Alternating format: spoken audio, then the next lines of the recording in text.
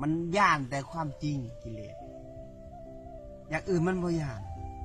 ไผสิมีหยังต่อสู้มันบ่เคยย่านกิเลสตรงนี้แต่มันย่านความจริงมันยันหู้จักมันเท่านั้นเองสิ่งนี้แหละที่กิเลสมันย่านทุกสิ่งทุกอย่างมันบ่ย่านเฮาแค่หู้จักสัจจะความจริงเฮาก็หู้จักว่ามันเกิดขึ้นแล้วก็ดับไป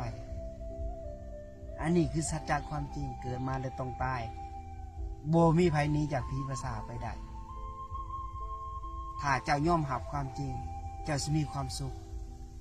เจ้าจะสิบ่ทะเยอทะยานเจ้าสิมีคำว่าพ่ออยู่พ่อกินเจ้าสิรักษาศีลบำเพ็ญเพียรภาวนาว่าศาสนามีจริง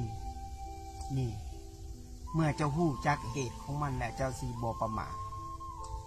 เจ้าสิค้นคว้าหาบุญหากุศลหาอริยทรัพย์ตัวเอง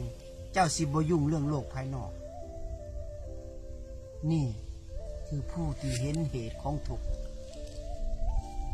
ถึงจะออกจากสิ่งนี้ไปได้